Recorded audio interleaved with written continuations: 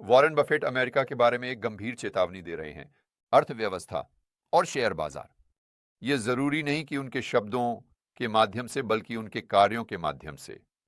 उनकी नकद स्थिति इकसान उनके पोर्टफोलियो के प्रतिशत के रूप में वर्तमान में वैश्विक वित्तीय संकट जीएफसी के बाद के सबसे उच्चतम स्तर पर है। वॉरेन बफेट जो 325 बिलियन डॉलर से अधिक के रिकॉर्ड नकद भंडार पर बैठे हैं, ये सबसे बड़ा है। यह किसी भी सार्वजनिक कंपनी के इतिहास में अब तक का सबसे बड़ा नकद भंडार है। मैं बताने जा रहा हूं कि वे इतनी सारी शेयर क्यों बेच रहे हैं और इस बड़े नकद भंडार का निर्माण क्यों कर रहे हैं, 3 सरल और तेज कदमों में। पहला कदम, चलिए कमरे में मौजूद हाथी पर बात करते हैं, शेयर बाजार के मूल्यांकन। आप लोग जानते हैं शेयर बाजार एक बुलबुले में है जो बहुत ऊंचे स्तर पर है। अब इसका मतलब यह नहीं है कि यह और ऊंचा नहीं जा सकता, लेकिन आपको यह तय करना होगा कि यह सस्ता है या महंगा। यही वॉरेन बफेट कर रहे हैं और मैं आपको आश्वस्त कर सकता हूं कि वह अपने सभी संकेतकों पर नजर रख रहे हैं और वे लाल झंडा दिखा रहे हैं, जिसका मतलब है कि यह सिर्फ महंगा नहीं है बल्कि यह अत्यधिक महंगा है। तो चलिए बफेट के पसंदीदा संकेतक पर नजर डालते हैं। यह होगा बफेट संकेतक। यह मूल रूप से विल्शायर 5000 और अमेरिका की जीडीपी डे के बीच का अंतर है। और हम 2005 से आज की तारीख तक वापस जाते हैं। बाईं ओर हम 0% से 200% तक जाते हैं। तो हम 2005 से शुरू करते हैं, चलिए इसे 75% कहते हैं। तो इसका मतलब है कि विल्शायर 5000 का संयुक्त बाजार पूंजीकरण अमेरिका की जीडीपी का 74% है। ठीक है, समझ गया। और जैसा कि आप सोच सकते हैं, यह वैश्विक वित्तीय संकट जीएफसी के दौरान गिर जाता है। यह लगभग 50% तक गिर जाता है। फिर हम ऊपर ऊपर ऊपर ऊपर ऊपर जाते हैं, हम सर्बासियस बीमारी तक पहुंचते हैं। आप लोग जानते हैं कि क्या होता है। और फिर सर्बासियस बीमारी के बाद स्टिमी पागलपन के साथ यह सीधे आज आज सीधे सीधे लगभग 200 तक पहुंच जाता है, या लगभग 200% के स्तर पर। तो इस पर विचार करें। विल्शायर 5000 का कुल बाजार पूंजीकरण जीडीपी का 200% है। जब हम वैश्विक वित्तीय संकट जीएफसी के तुरंत बाद थे, हम 50% पर थे। तो अगर आपको कभी भी इस बात पर संदेह था कि क्या यह शेयर बाजार अत्यधिक महंगा है, मैं आपको यह चार्ट देता हूं, लेकिन यह और भी बेहतर होता है। फिर फेड ने ब्याज दरें बढ़ाना शुरू कर दिया। यह सीधे 125% तक गिर जाता है और फिर यह और ऊपर और ऊपर और ऊपर जाता है, एक ऐसे बिंदु तक जहां हम आज हैं, जहां यह स्टिमी पागलपन के स्तरों से ऊपर है। और संपादक आगे बढ़ें और 1980 के दशक से बफेट संकेतक का एक चार्ट दिखाए, ताकि दर्शकों को यह संदर्भ मिल सके कि ये स्तर आमतौर पर कहां होते हैं। और मुझे लगता है कि औसत सही है, लगभग 75, लगभग वहीं जहां हम 2005 में थे। तो आपका विचार हो सकता है कि शेयर बाजार ऊपर जा रहा है, यह पूरी तरह से ठीक है, लेकिन आपको यह मानना पड़ेगा कि शेयर बाजार सिर्फ महंगा नहीं है, यह बेहद महंगा है और निश्चित रूप से एक बुलबुले में है। और यह शायद मुख्य कारणों में से एक है। वॉरेन बफेट इतनी सारी शेयरें बेच रहे हैं, लेकिन यह सिर्फ बफेट संकेतक नहीं है। केप अनुपात पर नजर डालें, तो चक्रीय समायोजित मूल्य से आय अनुपात, यह रॉबर्ट शिलर से है, मुझे विश्वास है, और अभी यह लगभग 38 है। आपको कुछ ऐतिहासिक संदर्भ देने के लिए आमतौर पर औसत लगभग 17 होता है। तो फिर से यह आपको इस चार्ट की तरह ही बात बता रहा है। लेकिन जैसा कि मैंने वीडियो की शुरुआत में कहा, यह नहीं अधेय।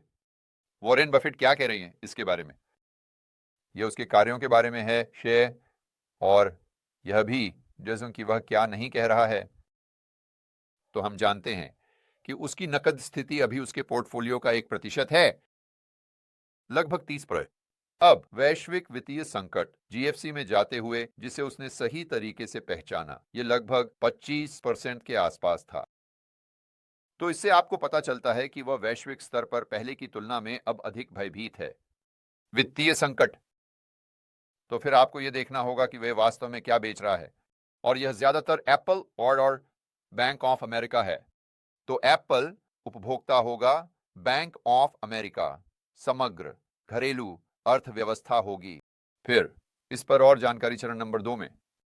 लेकिन फिर उसने अपना निवेशक पत्र जारी किया, जिसमें लोग उम्मीद कर रहे थे कि वह कुछ रोशनी डालेगा और बताएगा कि वह इस विशाल नकद राशि को क्यों जमा कर रहा है, और अगर वह वास्तव में चीजों के बारे में चिंतित है, या अगर यह सिर्फ मूल्यांकन है, या यह अंतर्निहित अर्थव्यवस्था है, वैश्विक अर्थव्यवस्था। यहां क्या हो रहा है श्री बफेट? लेकिन इस पत्र में उन्होंने नहीं कहा। वास्तव में इस पत्र में उन्होंने कहा कि वह नकद में रहने की तुलना में शेयरों में रहना अधिक पसंद करेंगे। खैर, साथ ही वह इस विशाल नकद इस स्थिति का निर्माण कर रहा है। तो चलिए इसे समझने की कोशिश करते हैं। अगर वॉरेन बफेट यह कह रहे हैं कि वह नकद में रहने की तुलना में शेयरों में रहना अधिक पसंद करेंगे, लेकिन आप देखिए कि वह क्या कर रहा है, और वह नकद में और अधिक और अधिक और अधिक जा रहा है। यह आपको यह सब कुछ बताता है जो आपको यह जानने के लिए चाहिए कि वह अमेरिका के बारे में क्या सोचते हैं। अर्थव्यवस्था और अमेरिका। शेयर बाजार 2025 में और संभवतः 2026 में आगे बढ़ रहा है। लेकिन रुकिए, और भी है। आप देखिए, वॉरेन बफेट केवल इस विशाल नकद स्थिति का निर्माण नहीं कर रहे हैं क्योंकि वह सुरक्षात्मक हैं। आपको यह भी पूछना होगा, खैर, वह उस नकद के साथ क्या कर रहा है, क्योंकि यह चेकिंग खाते में नहीं है, मान लीजिए वेल्स फार्गो या बैंक ऑफ अमेरिका में। यह वास्तव में अमेरिका में बैठे ट्रेजरी। और यह क्यों महत्वपूर्ण है? क्योंकि मैं दर्शकों के लिए यह बताना चाहता हूं कि आज ही 10 साल की ट्रेजरी अभी एक बार फिर से संघीय फंड दर के नीचे चली गई। तो इसका मतलब है कि उपज वक्र फिर से उलट गया है। मेरा मतलब है ये पागलपन है, लगभग बेजोड़ चीजें। तो मैं ये नहीं कह रहा कि वॉरेन बफेट वहां लंबी अवधि के बॉन्ड खरीद रहे हैं। स्पष्ट रूप से वह अल्पकालिक टी बिल खरीद रहे हैं। लेकिन बहुत से निवेशक वो वक्र के साथ खरीद रहे हैं। क्यों? क्योंकि विकास और महंगाई की उम्मीदें कम हो रही हैं। क्योंकि वे ठीक वही देख रहे हैं जो वॉरेन बफेट देख रहे हैं। चरण नंबर 2। अब चलिए कुछ आर्थिक कारणों में जाते हैं कि वॉरेन बफेट इतनी सारी शेयर क्यों बेच सकते हैं। सबसे पहले और सबसे महत्वपूर्ण, चलिए हाल की खबरों पर नजर डालते हैं। बस कल स्टारबक्स ने कहा कि वे 11 लोगों की छंटनी कर रहे हैं। कॉर्पोरेट कर्मचारियों की बिक्री में गिरावट आ रही है। यह उपभोक्ता के लिए अच्छा संकेत नहीं है। और हम पिछले हफ्ते कुछ बड़े कॉर्पोरेट दिवालियापन भी देख रहे हैं। चलो ज़ीरो हेज पे चलते हैं और हम जोआने को देख सकते हैं, जिसे मैंने हमेशा जोआने समझा आदि। लेकिन मुझे लगता है कि उन्होंने शायद अपना नाम बदल लिया है। जोआने सभी 800 स्टोर बंद करने जा रहा है, दूसरे के बाद 12 महीनों में दिवालियापन। अब आप में से अधिकांश ने इन स्टोरों को देखा है। उन्होंने ज़ीरो हेज के लेख में यहाँ एक दिखाया है। तो यहां बात यह है कि यह सिर्फ इस बड़े कॉर्पोरेट दिवालियापन के बारे में नहीं है जो 800 स्टोर बंद कर रहा है। यहां एक श्रृंखला प्रतिक्रिया भी है। ऐसे प्रभाव हैं जिन पर हमें विचार करना होगा, जो पूरे अर्थव्यवस्था में फैल सकते हैं। लेकिन ये सिर्फ जोआने आदि और ये कपड़े की दुकानें नहीं हैं। ये वॉलमार्ट जैसे स्थानों के बारे में भी है। अब वे दिवालिया नहीं हो रहे हैं, मैं आपको आश्वस्त कर सकता हूं। लेकिन उन्होंने आकर 2025 के बाकी हिस्से के लिए अपनी राजस्व के बारे में चेतावनी दी। और यह मैकडॉनल्ड्स जैसी कंपनियों का भी कहना है कि अमेरिकी उपभोक्ता बस पूरी तरह से थक चुका है। अब कोई खरीदने की शक्ति नहीं बची। तो अगर कुल मांग कम होती है तो आप जो देखेंगे वह एक आर्थिक संकुचन होगा। और अगर हम आर्थिक संकुचन देखते हैं, इसका नौकरी के लिए क्या मतलब है?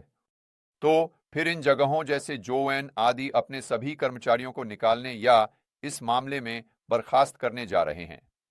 तो जब आपके पास स्टारबक्स कर्मचारियों को निकाल रहा है, तो आपके पास सभी अन्य कंपनियां भी कर्मचारियों को निकाल रही हैं, क्योंकि अर्थव्यवस्था उतनी अच्छी नहीं है जितनी लोगों ने सोची थी। तो यह अर्थव्यवस्था को और भी खराब बना देता है, क्योंकि उन लोगों की खरीदने की शक्ति ज्यादातर खत्म हो जाती है, और इससे यह घटता है, कुल मांग और भी कम हो जाएगी। लेकिन मैं बहुत स्पष्ट होना चाहता हूं, यह सिर्फ जॉर्ज गैमन नहीं कह रहे हैं या वॉरेन बफेट अपने कार्यों के साथ। यह भी वही है जिसके बारे में हम पहले कदम में बात कर रहे थे, जो हम वर्तमान में ट्रेजरी बाजार में होते हुए देख रहे हैं।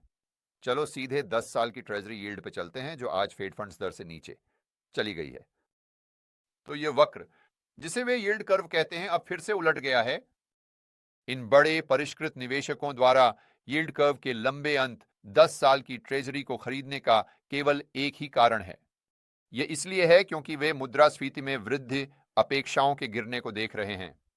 दूसरे शब्दों में, इस वीडियो को देख रहे आम आदमी के लिए वे संभावितता या मंदी की संभावना को तेजी से बढ़ते हुए देख रहे हैं। चरण संख्या 3। तो चलो एक पल के लिए मान लेते हैं आप सोचते हैं कि वॉरेन बफेट की चेतावनी, क्योंकि साथ ही यील्ड कर्व की चेतावनी वास्तव में सही है। मुसीबत यह है कि आप इन चीजों का समय कैसे तय करें। आपको कैसे पता चलेगा कि संयुक्त राज्य अमेरिका एक मंदी में जा रहा है, और आप कैसे जानेंगे? इससे भी महत्वपूर्ण बात यह है कि यह वास्तव में कब स्टॉक मार्केट के लिए मायने रखेगा। आइए आज की तारीख का एक चार्ट देखकर शुरू करते हैं, जो 2016 तक जाता है। बाईं ओर हम 2% से 11% तक यथेसांत है। ये कॉर्पोरेट क्रेडिट स्प्रेड्स है। अब इनमें से कई चार्ट हैं। कॉर्पोरेट क्रेडिट स्प्रेड्स के कई प्रकार हैं। यह विशेष रूप से फ्रेड वेबसाइट से है, और यह अमेरिकी सरकार द्वारा स्वीकृत एक दस्तावेज है, उच्च उपज सूचकांक, और हम इसे समग्र कॉर्पोरेट क्रेडिट स्प्रेड्स के लिए एक प्रॉक्सी के रूप में उपयोग कर रहे हैं। अब 2016 में यह 9% तक बढ़ गया और फिर वापस नीचे आ गया। 2019 में यह भी तेजी से बढ़ा, फिर स्पष्ट रूप से सरफस बीमारी के दौरान यह लगभग 11% तक बढ़ गया। लेकिन ध्यान दें कि हम आज कहां हैं। हम सभी समय के निम्नतम स्तर पर हैं, जो कि वापस जाता है। आपने सही अनुमान लगाया, ये जीएफसी है। अतः ये क्रेडिट स्प्रेड हमें यह बता रहे हैं कि एक विशिष्ट कॉर्पोरेट बॉन्ड पर प्रतिफल तथा समान परिपक्वता वाले अमेरिकी बॉन्ड पर प्रतिफल के बीच का अंतर या डेल्टा क्या है। राजकोष। तो जब जोखिम बढ़ता है या महसूस किया गया जोखिम बढ़ता है, तो कंपनियों के दिवालिया होने की संभावना भी बढ़ जाती है, और इसलिए लोग उन बॉन्ड के लिए बहुत कम भुगतान करने के लिए तैयार हैं। कीमत और ब्याज दर के बीच एक विपरीत संबंध होता है। तो जैसा कि आप उम्मीद करेंगे, ब्याज दरें आसमान छू जाती हैं, या दूसरे शब्दों में कहा जाए तो कॉर्पोरेट बॉन्ड पर ब्याज दर आसमान छू रही है, जबकि अमेरिकी डॉलर में भारी गिरावट आ रही है। ट्रेजरी जो समान परिपक्वता की होती है वही रहती है, अगर नहीं तो घट जाती है। अब मुझे पता है कि आप में से कई लोग अभी कह रहे होंगे, ठीक है जॉर्ज, ये तो अच्छी खबर है क्योंकि क्रेडिट स्प्रेड्स लगभग ऐतिहासिक रूप से निम्न हैं, और शायद ये आपको वापस जाना होगा जब हमने इसे आखिरी बार देखा था। चलिए 2.7 पर, यह जीएफसी से ठीक पहले था। तो यह बेरोजगारी दर की तरह है। आमतौर पर यह मंदी से पहले सभी समय के निम्नतम स्तर पर होता है और फिर यह आसमान छूने लगता है। तो मेरा कहना यह है कि जब हम यह निर्धारित करने की कोशिश कर रहे हैं कि क्या सामान बुरा हाल होने वाला है, हमें बहुत ध्यान से देखना होगा कि ये स्प्रेड्स वास्तव में कब बढ़ने लगते हैं। दूसरे शब्दों में, वे वास्तव में बढ़ने लगते हैं, और जैसा कि आप देख सकते हैं ये अभी तक नहीं हुआ है। तो मेरा कहना है कि हमें इसे बारीकी से देखना होगा, क्योंकि अगर आप इसे कुछ ऐसा करते हुए देखते हैं, यह साथ ही सभी अन्य डेटा के साथ, फिर आप जानते हैं संभावना बहुत अधिक है कि चीजें बिगड़ गई हैं। और मैं यह जोर देना चाहता हूं, आपको इसे सभी अन्य डेटा के साथ देखना होगा, क्योंकि हम 2016-2019 जैसे समय में देखते हैं जब आपने इस बड़े उछाल को देखा, लेकिन बाकी डेटा उस चीज के साथ मेल नहीं खा रहा था जो हम देख रहे थे कॉर्पोरेट क्रेडिट बाजार में, और इसलिए यह मूल रूप से एक बेकार की बात थी। अगली चीज जिस पर हमें बहुत ध्यान देना चाहिए वह है कुछ ऐसा जिसके बारे में मैं अपने वीडियो में बहुत बात करता हूं। यही कहानी है। अब स्पष्ट रूप से पिछले कुछ वर्षों में शेयर बाजार ने मौलिक अर्थव्यवस्था के आधार पर व्यापार नहीं किया है। वास्तव में इसके बीच लगभग एक विपरीत संबंध है, लेकिन यह हमेशा के लिए नहीं रहेगा। जिस तरह से हम इसे कहते हैं वह यह है कि बुरी खबर अच्छी खबर है। तो जब हमारे पास खराब आर्थिक डेटा होता है तो बाजार इसे इस रूप में देखता है कि फेड दरें घटाने की संभावना बढ़ गई है और इसलिए यह शेयर बाजार को एक सहारा देता है और खरीदो खरीदो खरीदो खरीदो खरीदो। मैं अभी इसी समय बाजार खरीद रहा हूं, लेकिन जो हमने पिछले चक्रों में देखा है वह यह है कि कहानी में एक बदलाव होता है जहां बुरी खबरें अच्छी खबर से वापस बुरी खबर बन जाती हैं, बुरी खबरों के लिए। और जब वह रेखा पार की जाती है तो आप इसके विपरीत होते हुए देखते हैं। बाजार यह कहने के बजाय ओह भाई यह शानदार है क्योंकि इसका मतलब है कि फेड ब्याज दरें घटाने जा रहा है, बाजार कहता है ओह भगवान यह तो हमारी सोच से भी बदतर है क्योंकि आर्थिक डेटा इतना खराब हो रहा है कि हम सबसे अधिक संभावना में मंदी की ओर बढ़ रहे हैं। तो आप यह कैसे निर्धारित करते हैं कि जब आपके पास वह कहानी में बदलाव होता है? खैर, मुझे लगता है कि हमें सबसे पहले उपभोक्ता भावना पर ध्यान देना चाहिए। और मिशिगन सर्वेक्षण पिछले हफ्ते आया और यह बिल्कुल गिर गया। वास्तव में यह पिछले महीने से लगभग 10% गिर गया था। और जब आप देखते हैं कि उपभोक्ता वर्तमान आर्थिक परिस्थितियों के बारे में क्या कह रहे हैं तो ये और भी खराब है, पिछले महीने से 12.5% गिर गया है। और जब आप उपभोक्ता अपेक्षाओं को देखते हैं तो यह भी ज्यादा बेहतर नहीं है, पिछले महीने की तुलना में 8% गिर गया है। लेकिन दुर्भाग्यवश ये केवल मिशिगन सर्वेक्षण नहीं है, यह भी सम्मेलन बोर्ड का सर्वेक्षण है जो अभी हाल ही में आया है। संपादक आगे बढ़ें और प्रेस विज्ञप्ति पर जाएं और हम इस चौंकाने वाले शीर्षक को देख सकते हैं, भविष्य के प्रति निराशा लौट आई है। लेकिन अब चलिए हम उपभोक्ता अपेक्षाओं के बारे में जो और विशेष रूप से देखते हैं या यह कैसे बदली हैं। उपभोक्ताओं की आय, व्यवसाय और श्रम बाजार की स्थितियों के लिए शॉर्ट टर्म आउटलुक पर आधारित अपेक्षाओं का सूचकांक 9.3 अंक गिरकर 9 पर आ गया। जून 2024 के बाद पहली बार अपेक्षाओं का सूचकांक 80 के स्तर से नीचे चला गया। यह आमतौर पर एक मंदी का संकेत देता है। तो निचोड़ यह है कि औसत जो और जुआन के अनुसार असली अर्थव्यवस्था में चीजें पहले से ही खराब हो रही हैं। तो फिर सवाल यह बनता है ये स्टॉक मार्केट के लिए कब मायने रखेगा? बुरी खबरें फिर से बुरी खबर कब बनेगी? खैर, हमने पिछले हफ्ते S&P 500 और विशेष रूप से नास्डैक में इसे खेलते हुए देखना शुरू किया है। जब मिशिगन सर्वेक्षण आया तो बाजार नीचे चला गया और फिर जब वॉलमार्ट ने कहा कि वे 2025 के बारे में आशावादी नहीं हैं, जैसा कि हमने दूसरे चरण में कहा था, तो शेयर बाजार नीचे चला गया। और यह बहुत अजीब था क्योंकि इससे यह संभावना बढ़ गई कि फेड दरें घटाएगा और इसलिए आप उम्मीद करते कि शेयर बाजार ऊपर जाएगा, लेकिन हुआ इसके बिल्कुल विपरीत। तो शायद, बस शायद ये हमें बता रहा था कि रेत की यह रेखा पार हो गई है, कहानी बदल गई है। मैं ये नहीं कह रहा कि ऐसा हुआ है, मैं कह रहा हूं शायद। और ये एक ऐसी चीज है जिस पर हमें ध्यान देना चाहिए। क्यों? क्योंकि पिछले चक्रों में ये एक बुरे चक्र की ओर ले जा सकता है। मैं आपको दिखाता हूं कि मैं किसकी बात कर रहा हूं। हमारे पास यहां औसत जो है, और जैसा कि आप देख सकते हैं वह अर्थव्यवस्था के बारे में काफी निराशाजनक है। वह देख रहा है कि नौकरी पाना मुश्किल हो रहा है, खाने की चीजें जुटाना मुश्किल हो रहा है और अपने सिर पर छत रखना भी कठिन हो रहा है। और वह अपने दोस्तों और परिवार के सदस्यों के साथ भी यही देख रहा है। तो उसकी उम्मीदें घट रही हैं। खैर, कई बार जब ऐसा होता है तो आर्थिक डेटा भी नीचे जाने लगता है। आइए इस पर विचार करें। उपभोग अर्थव्यवस्था का 70% है। तो अगर जो और उसके सभी दोस्त तूफानी बादल आते हुए देख रहे हैं तो वे कम खर्च करेंगे और यह अक्सर आर्थिक संकुचन की ओर ले जा सकता है। तो उम्मीदें, उपभोक्ता की उम्मीदें घटती हैं, डेटा, आर्थिक डेटा नरम होने लगता है। फिर हम देखते हैं कि यह कहानी वास्तव में बदलने लगती है जिससे शेयर बाजार और भी नीचे चला जाता है। यह एक बड़ा समस्या है। क्यों?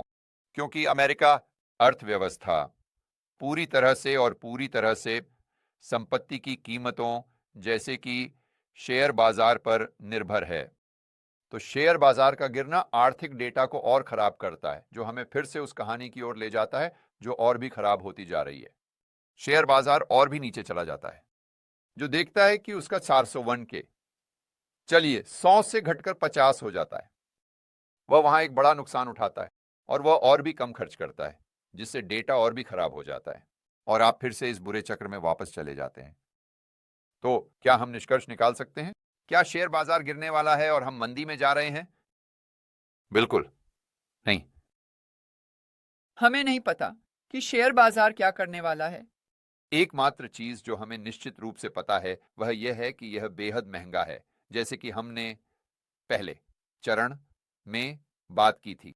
लेकिन यह पिछले 3 सालों से बेहद महंगा रहा है। यह बस ऊपर और ऊपर और ऊपर जाता जा रहा है।